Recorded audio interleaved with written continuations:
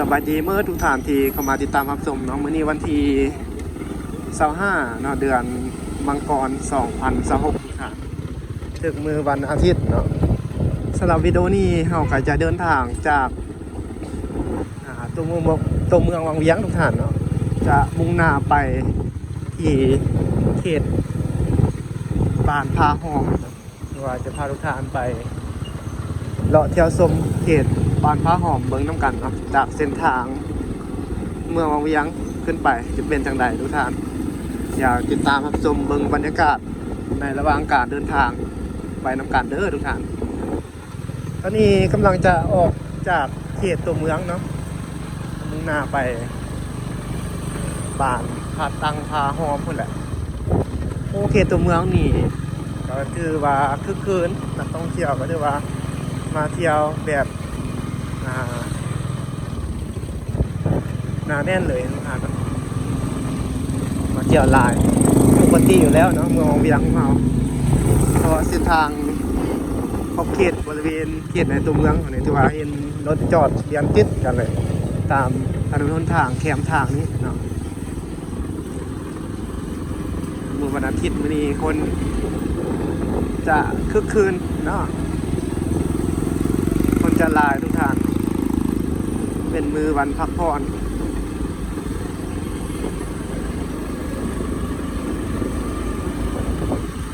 จะเป็นจังไดติดตามเบิ่งการเดินทางไปนำกันเด้อทุกท่านว่าจะเดินทางเก็บภาพบรรยากาศไปเลยทุกท่านเนาะว่าถนนหนทางเป็นจังไดนอกจากเขตตัวเมืองวังเวียงไปฮอดพาตังพาหอม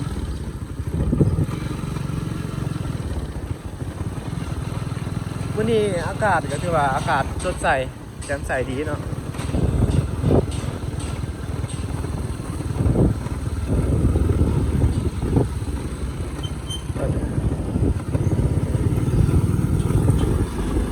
เก็บภาพบรรยากาศในการเดินทางไปเรื่อยๆทุกท่านได้หับชมไปน้ำกันถ้าคลิปมันยาวเกินไปก็จะให้เป็นตัดเป็นตอนลงให้ทุกท่านเอาเบิ่งเป็นตอนไปเลยเด้อทุกท่าน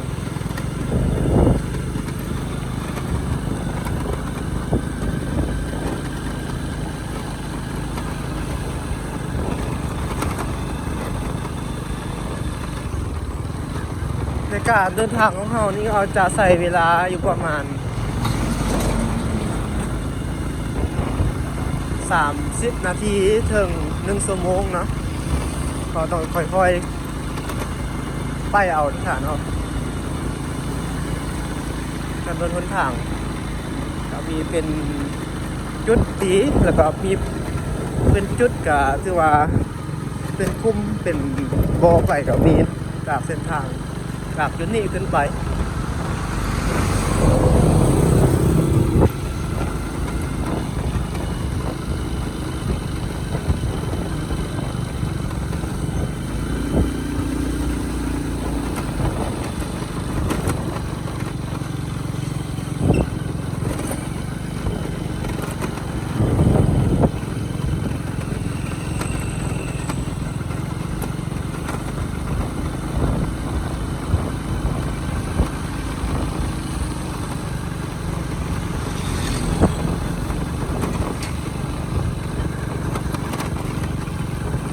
วันนี้จะเดินทางน้ำกัน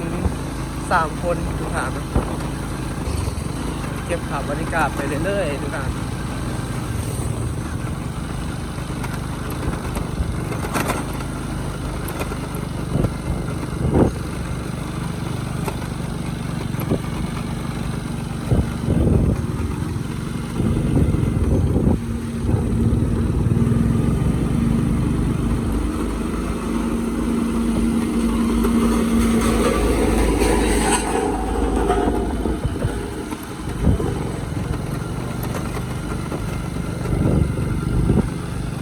ถ่าย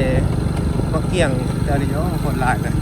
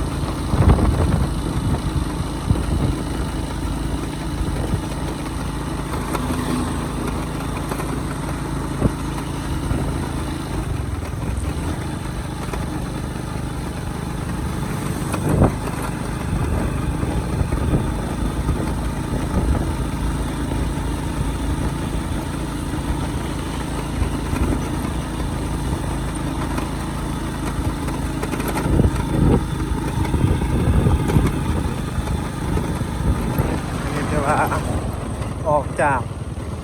เทศบาลเมืองแล้วเด้อท่านนี้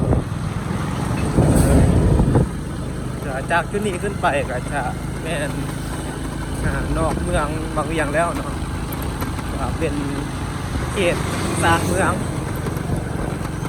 ขึ้นไปจากจุดนี้ขึ้นไปเนาะ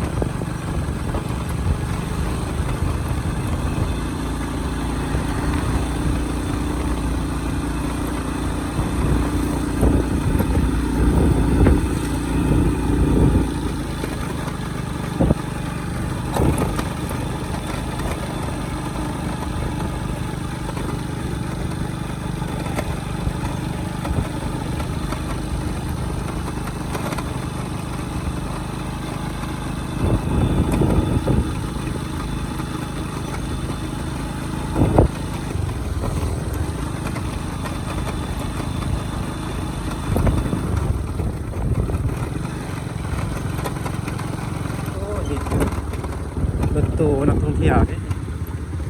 แล้วก็มาแต่ทางทำลมน่าจะมุ่งหน้าไปแหล่งท่องเที่ยว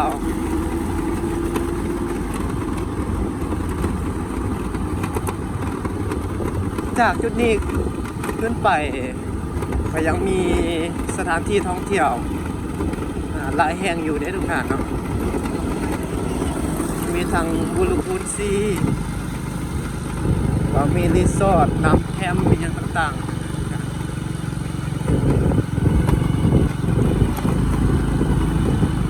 รีสอร์ทที่พักอย่างหลายอย่างมาทางเทิงนี้เนาะ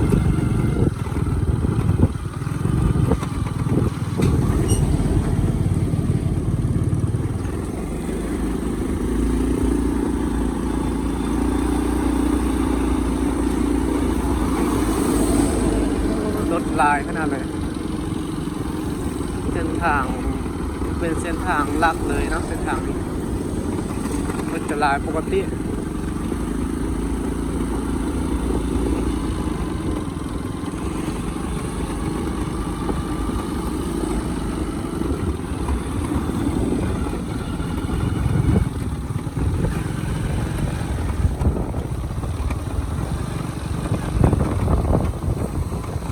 กำลังแปลงทางเนี่ย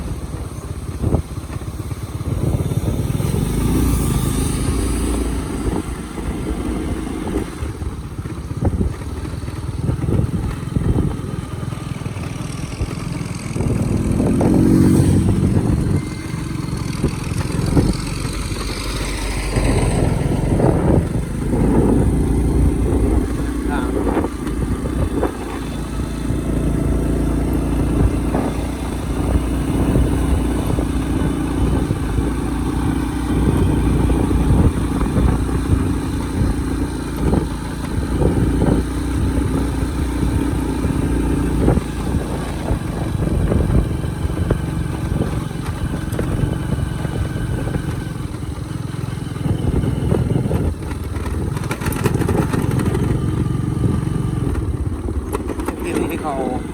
เอาก้อนหินมาทุ่มใส่กันเดี๋ยวเป็นกลุ่มจิต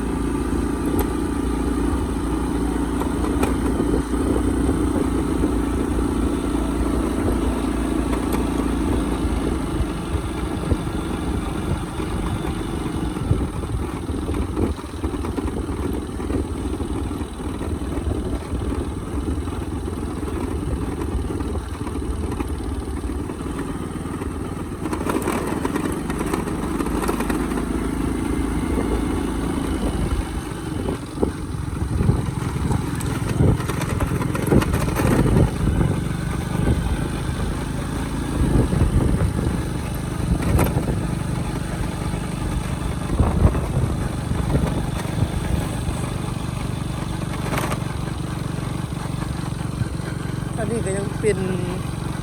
เขตที่มีรีสอร์ทอย่างหลายท่านเข้าไปเขตแม่น้ำสองเขานะ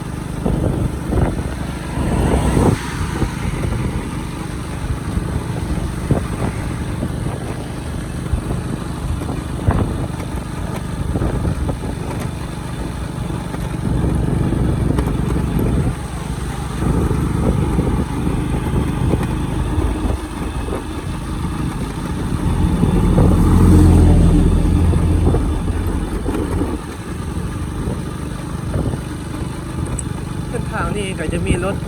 ใหญ่ใกล้ไปใกล้มาหลายเด้อทุกท่านเพราะว่าเส้นทางนี้จะเป็นเส้นทางหลักเนาะที่เชื่อมต่อระหว่างเมืองของเวียงไปแปลงลูกกระบางอุดมใส่เนาะทางภาคกลางหาภาคเหนือเส้นทางนี้ในปัจจุบันก็ที่ว่าเส้นทางค่อนข้างว่าจะมีที่ฝุ่นเนาะมีจุดติดเพร้ายนะครับ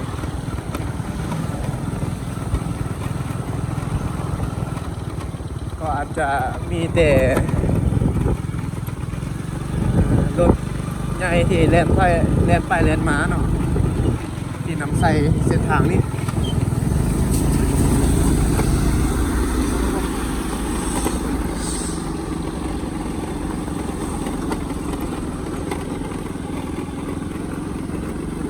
บางจุดจังเสียงเขาถือว่าเม็ดผีเนาะที่ฝุ่นหลายปัจจุบันนี้ผู้คนเขาเอาการเลือกเดินทางโดยรถไฟก็สะดวกสบายกลายขึ้นเพราะเส้นทางเดินทางโดยรถมีรถผู้โดยสารก็สิก็ถือว่าใช้เวลาด้นเนาะแล้วก็เรื่องความปลอดภัยก็ถือว่าทำประกันบันไดให้หลายทางเส้นทางในปัจจุบันนี้นะเราจึงเลือกในการเดินทางโดยรถไฟสำหรับวิดีโอนี้ก็ขออนุญาตจบคลิปประมาณนี้เด้อทุกท่านเดี๋ยวจะเฮ็ดเป็นตอนไปเนาะทยอยลงคลิปให้ทุกท่านเอาได้ติดตามครับสมบูรณ์น้ำกันเนาะแต่พบกันคลิปหน้าเด้อก็ว่าสวัสดี